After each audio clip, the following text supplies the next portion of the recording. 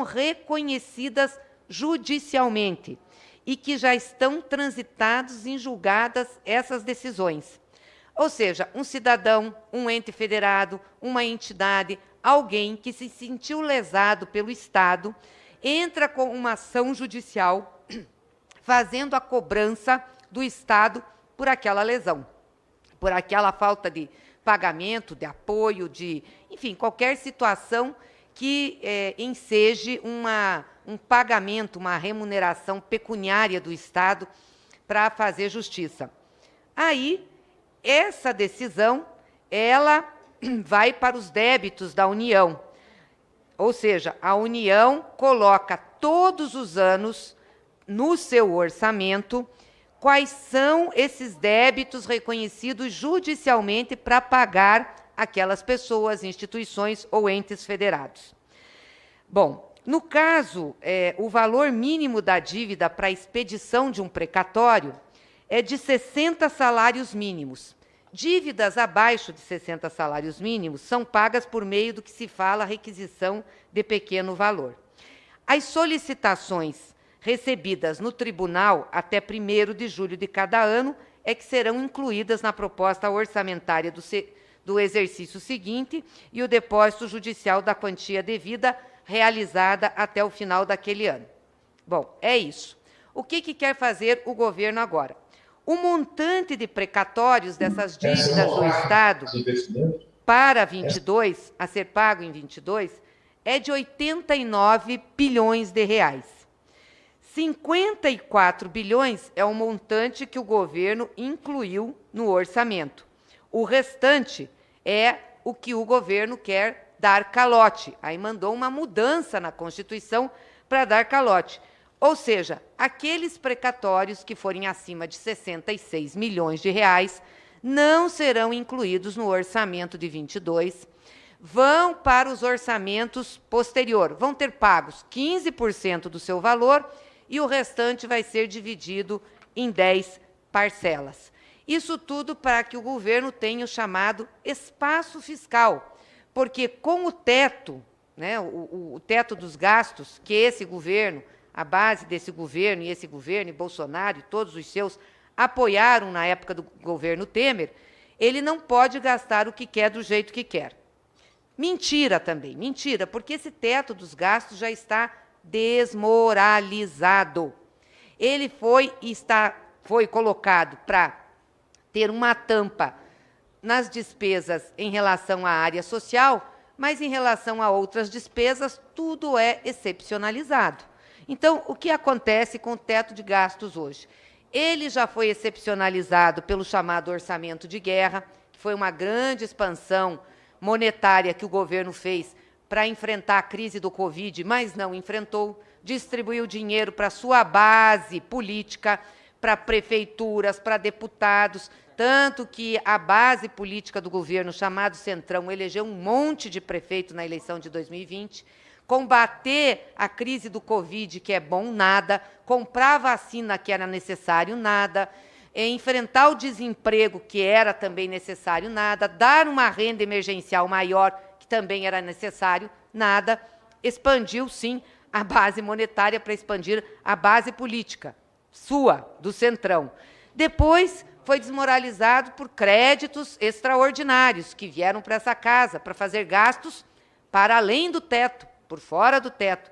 Depois, com as famosas emendas de relator do orçamento, os 20 bi que o relator do orçamento tem para, junto com o presidente da Câmara, junto com o presidente do Senado, distribuir para os deputados e senadores, para além das emendas parlamentares. Isso tudo por fora do teto. Aí o que acontece? Quando vai discutir o aumento do Bolsa Família, não pode. Porque não pode, porque tem teto. Não pode gastar acima do teto. Então, o pobre paga a conta desse desgoverno, dessa bagunça orçamentária e fiscal, dessa irresponsabilidade que essa gente está fazendo com o país. Aí, para dar um jeitinho, dizer que quer pagar, aumentar o Bolsa Família, vem com essa ideia estapafúrdia de dar calote naqueles que têm que receber do governo, daqueles que têm dívida que o governo tem que pagar, para colocar esse pagamento em 10 anos, deixando aqui para governos futuros essa responsabilidade de quitar os precatórios. E o que é mais interessante nessa PEC é que a PEC não diz que é para o social, não diz que é para o Bolsa Família, diz que é para um fundo que o governo vai ter aí para administrar diversas despesas. E, além desse fundo, diz o seguinte, que os precatórios devidos a estados e municípios podem ser abatidos das dívidas que estados e municípios têm com a União. Então, o governo privilegia pagamento de dívida e não privilegia a área social. Por que não colocou, então, se é a preocupação do governo social, o Bolsa Família, recursos emergencial para a crise, por que não colocou nessa PEC? Por que não trouxe clarinho para que vai ser? Não, não trouxe. Porque eles estão querendo fazer arte de novo, gente. É a arte da política. A arte de ficar com espaço fiscal e ter em 22, que é a eleição para presidente, para deputados, para governadores, ter um espaço para distribuir mais recursos, como fizeram em 2020 com o orçamento de guerra, ao invés de cuidar do povo brasileiro, de comprar vacina, de pagar um auxílio emergencial decente. Não, não fizeram isso. Distribuíram para a base política e agora querem de novo. Não dá para votar um negócio assim. Não dá para votar isso. Primeiro que é inconstitucional. Não pode ser mexida a Constituição para fazer uma barbaridade dessas. Segundo, porque não tem clareza de onde o governo vai investir esse dinheiro. Deve ser exclusivamente para resolver os problemas políticos do seu Jair Bolsonaro. Que, aliás, acabou de sair mais uma pesquisa Datafolha e continua crescendo a rejeição do Bolsonaro. Agora já são 53% dos brasileiros e brasileiras que rejeitam Bolsonaro e seu governo. Então, isso deve dar um desespero, né? Ele fez as manifestações do 7 de setembro, saiu às ruas de verde e amarelo, para falar sobre o quê? Sobre a vida do povo? Para falar que ia dar emprego para o povo? Para falar que ia criar trabalho para as pessoas poderem ser empregadas? Que ia combater a carestia? Que ia baixar o preço do combustível, da gasolina, do diesel? Que ia garantir comida barata no supermercado para o povo poder comprar? Que ia combater a inflação? Não! Saiu pimpão de verde e amarelo. Para quê? Para falar contra o Supremo Tribunal Federal, para defender o voto impresso, para atacar ministro do Supremo. Isso é pauta do povo? Isso é pauta de Bolsonaro e dos bolsonaristas, dessa gente que adora fazer flerte com ditadura, que quer ficar no poder de qualquer jeito. Isso não é pauta do povo, não. O povo está passando fome, o povo está com dificuldade, o povo não tem emprego, vai no supermercado e não consegue comprar comida para comer decentemente, tem gente comendo uma vez por dia, uma vez a cada 2 dias para poder sobreviver. Não, mas a pauta do presidente, veja, um presidente que chama a manifestação, a pauta da manifestação que ele chamou era para atacar a Constituição, a democracia, o Supremo Tribunal Federal. Me diga quem é que está preocupado com isso? O núcleo bolsonarista, claro, os 10, 15% que ele tem, esse núcleo, que quer de qualquer jeito se manter no poder, que acha que é patriota. Que patriota? Patriota que deixa o povo morrer de fome? Patriota que deixa o povo ir na fila do osso para poder fazer sopa? Que patriotismo é dessa gente? Que não está preocupado com quem está desempregado? Vamos conversar claro aqui. De patriota não tem nada. Se vestem de verde e amarelo para mentir para o povo brasileiro. Dizer que o Brasil é o seu partido, que o partido deles é o Brasil. Ah, o Brasil é um país, não é um partido. Tomem tento, vergonha, respeitem. Um Brasil que precisa ser considerado com seu povo. E um governo devia estar se preocupando com isso. Não de chamar a manifestação contra outros poderes, mas sim de dizer no 7 de setembro o que ia fazer para gerar emprego, que ia fazer para baixar a gasolina, o diesel, o gás de cozinha, o que ia fazer para baixar o preço da comida, para tirar a inflação, essa vergonha, essa chaga que voltou, para combater a fome. Quero saber o que o governo vai fazer quando faltar feijão.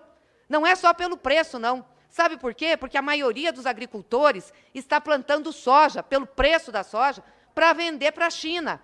E não está plantando feijão, não está plantando arroz. Povo não come soja. Quero ver o que Bolsonaro vai dizer. Vai chamar mais uma manifestação? Vestido de verde e amarelo? Para fazer palhaçada na rua? Vai dizer o quê para o povo que está sofrendo? E aí vem com essa medida aqui. Paulo Guedes devia ter vergonha. Vergonha. Como que vai propor uma pedalada dessa, um calote desse? Calote, é isso que a gente tem que falar, calote, uma vergonha. Remendo de orçamento. Tinham dinheiro, tinham condições para fazer coisas melhores e agora estão fazendo essa barbaridade. Então é isso. O que vai acontecer com esse governo é o que nós estamos vendo acontecer nas pesquisas. E não adianta vocês dizerem que pesquisa não mostra, que pesquisa isso e aquilo. É isso que está aqui, ó. 53% do povo brasileiro rejeita Bolsonaro. 53%. E isso vai crescer, gente. Sabe por quê?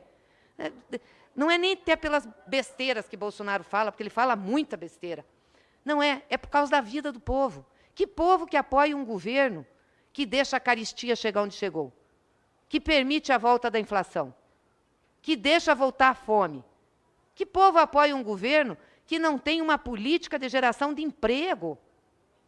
Qual é a política de geração de emprego do Bolsonaro? Que investimento ele está fazendo? Que ações ele está fazendo?